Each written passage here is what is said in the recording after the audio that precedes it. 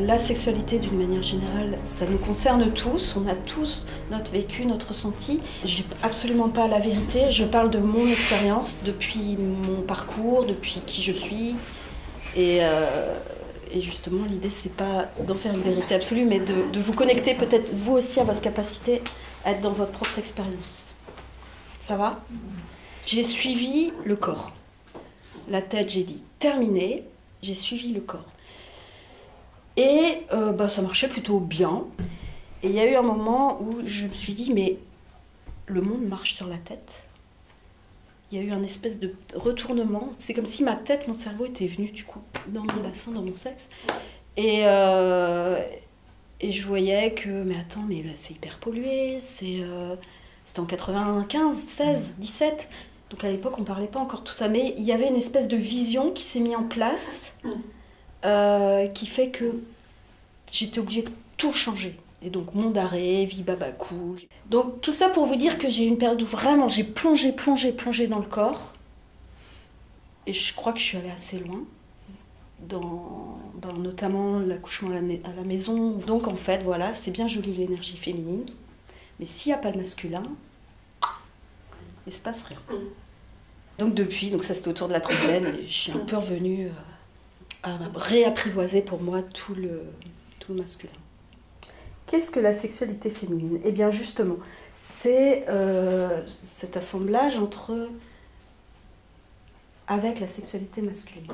La sexualité, elle nous amène à, oui, procréer, mais aussi créer et nous créer nous-mêmes. Et aussi, ce que ça implique, la sexualité, eh bien, ça implique la mort. Ça veut dire que ceux qui ont été parents, ils peuvent disparaître puisqu'il y a la génération suivante qui prend le relais. La pulsion de vie et la pulsion de mort, elle est très imbriquée. Il y a un décès dans notre famille. Bon, c'est pas rare qu'il y a un enfant qui arrive pas loin derrière. Ou des dates de naissance. Un enfant qui naît au moment... Bon, sans être aussi direct, mais je pense que voilà. C'est la vie, quoi. Ça implique la transformation. Je vais revenir sur la notion de sexualité sacrée, dont on entend beaucoup parler. Alors, j'ai amené mon fidèle bassin féminin. Il y a très longtemps, nous étions un serpent. Nous étions juste des serpents. Il y avait des vertèbres. Au début, c'était même pas des vertèbres, c'était des cartilages. Puis petit à petit, ils sont solidifiés, ça a donné des vertèbres. Et puis, quand il a fallu sortir sur la terre ferme, il y a des petites pattes qui ont commencé à pousser. Donc, il y a des boîtes, des vertèbres qui se sont muées l'une en boîte pelvienne du bassin, la boîte thoracique et la boîte crânienne. Donc, bon, je ne refais pas toute l'évolution, mais pour bien voir d'où vient notre corps. Le sacrum, c'est donc ces vertèbres soudées. On a ici le coccyx, qui est l'embryon, enfin plutôt le vestige de nos anciennes queues. Le sacrum, c'est vraiment la base de notre colonne. Je ne sais pas si vous commencez à me voir venir, sacré, sacrum. Et donc, paraît-il que du temps notamment des Grecs, peut-être même avant, quand il y avait des libations c'est des offrandes, un mot pour eux, dans les temples, apparemment, on prenait par exemple un sacrum de mouton, ou un sacrum de vache, ou un sacrum de taureau, je sais pas, et on présentait les offrandes à la divinité. Il était senti, perçu que c'était vraiment un os qui recelait beaucoup de puissance, et parce que c'était un os vraiment fondamental, et qu'on l'a appelé le sacrum, qui fait vraiment le lien. Donc voilà, l'un ne va pas sans l'autre. Toujours est-il que pour moi, quand on parle de féminin sacré, on parle d'abord, ou en tout cas, on parle aussi, on intègre ces dimensions très prosaïques. Je parlais de l'accouchement parce que là, le sacrum, réellement, il bouge, mais aussi le pipi, le caca. Et après, on va monter un peu les étages. Hein. Mais, comment dire, vous faites pipi, vous avez très envie de faire pipi, vous faites pipi et ça fait... Ah, ça fait du bien. Vous avez très envie de faire d'aller à la selle. Moi j'ai des enfants, donc j'ai l'habitude de parler avec des enfants, donc des fois j'y vais un peu. Donc vous avez très envie d'aller déféquer. Vous trouvez l'endroit, vous vous posez, vous déféquez, et normalement, si tout va bien, ça fait. Il y a quelque chose d'agréable. La grossesse, l'accouchement, dans l'idéal, ça devrait être ça. La moelle épinière, c'est vraiment comme une grande tige qui descend dans les vertèbres.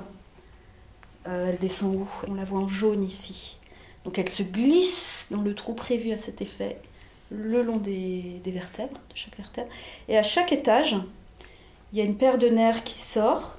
Il y a aussi des paires de nerfs qui émergent et qui viennent innerver l'intérieur du bassin. Et dans le tas, il y en a un qui s'appelle le nerf honteux. Ah oui. Oui. Donc déjà, je vais en venir à toute l'empreinte qu'on porte justement sur cette zone-là. Donc tous ces nerfs qui viennent innerver, qui sont reliés au sacrum, ils viennent récolter les informations qui peuvent se vivre dans toute la zone de la sexualité. Tac, tac, tac, les nerfs récoltent et les expédient au cerveau. Donc sexualité sacrée, pour moi, elle inclut ce qui est en haut, ce qui est en bas. Elle nous aligne avec une dimension qui nous dépasse et qui nous transcende. Tout le monde connaît ce symbole-là, yin-yang. Donc là, ça c'est tiré du Tao, donc ça nous vient de la Chine. Ce symbole très ancien, eh ben, il parle justement de l'alternance et puis surtout de l'union. Il n'y en a pas un mieux que l'autre. Le yin, c'est tout ce qui est lourd, tout ce qui est sombre, tout ce qui est nocturne, tout ce qui est féminin, tout ce qui est doux. Et si je dis qu'ici yang, c'est le blanc, donc quelque chose de l'été, le soleil, la puissance, l'énergie, le masculin. Et on constate donc que dans le yang, il y a le yin, et dans le yin, il y a le yang. Si on reprend vraiment l'homme, la femme, le corps féminin, le corps masculin en interaction dans la sexualité, eh bien, toute la pensée taoïste est construite en disant la femme plutôt yin, elle, dans la sexualité, elle aura besoin d'aller vers la descente, vers la descente dans son corps, la réceptivité, la sécurité, l'amour aussi, de recevoir, d'accueillir l'autre, de se sentir en confiance avec son partenaire pour pouvoir s'abandonner. C'est vraiment le maître mot dans la sexualité féminine. Je peux m'abandonner. Et parce que je m'abandonne, je touche ce yang qui est au fond, qui est vraiment logé dans le fond de ma nature féminine, et de là peut émerger ces vagues, ces culminations, cette puissance. L'homme, c'est l'inverse. Donc lui, il y va, action, action, action, action, action. Je fais très schématique. Action, action, action, action, action. Et puis après, il n'y a plus personne. Mais très schématique. Hyper schématique. On va y revenir aussi. Chez l'homme, après l'éjaculation, oui, c'était de ça que je parlais, eh bien, il y a vraiment ce moment d'extrême vulnérabilité, d'extrême sensibilité. Et moi, c'est ça, en fait, qui m'a fait partir dans le tantra, c'est que je me disais, j'ai l'impression qu'on peut aller plus loin. Oui, il y a une satisfaction, mais il y a une satisfaction de surface. Je ne me sentais pas remplie, je ne me sentais pas complètement nourrie. Donc là, je vous parle du taoïsme. L'idée pour une femme, pareil, c'est pas schématique, hein, mais c'est un peu une voie. La voie, si on appelle ça comme ça, de la sexualité féminine, c'est justement de revenir, parce qu'en général on l'a un peu perdu de vue, de revenir à ce yin. Prendre le temps, la douceur, la lenteur, la gentillesse, pourquoi pas, le lien. Ces notions qui ne sont pas exubérantes, du coup. Le lien à soi. Se donner une bonne base, une bonne assise dans le centrage, dans le respect de soi, dans la connaissance de soi, une bonne nourriture, basiquement, de bien se nourrir. Donc ça parle du ventre, ça parle de notre base, et du coup d'avoir un corps, vraiment, donc le corps c'est la matière, donc là aussi c'est vraiment ce qui est en bas, pour pouvoir contenir cette énergie masculine quand on est amené à la rencontrer. On dira aussi le yin, c'est de l'eau lourde qui descend. Et le yang, c'est du feu. Et s'il y a un peu trop de feu, l'eau, elle bouillonne. Alors ça peut être chouette de bouillonner, mais si on bouillonne un peu trop, on s'évapore. Donc on se perd, on peut se perdre.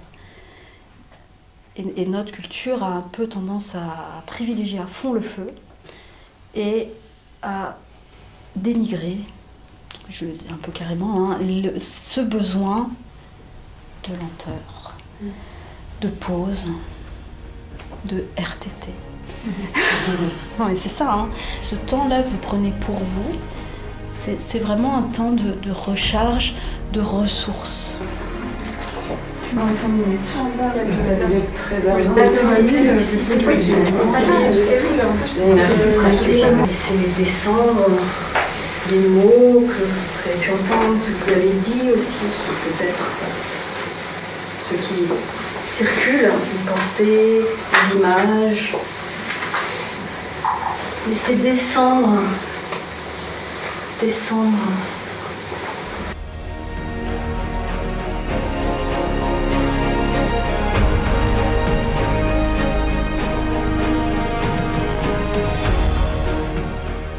S'ancrer aussi. Et là, ça permet de remettre en mouvement ces trois pôles, le côté émotionnel, spirituel et corporel. Commencer à faire circuler vraiment toutes ces choses-là. Ça m'a bouleversée. J'en avais les larmes qui coulaient en fait. Et ça a remis quelque chose en place. Et en tous les cas, bonne route avec tout ça. Bonne continuation de recherche.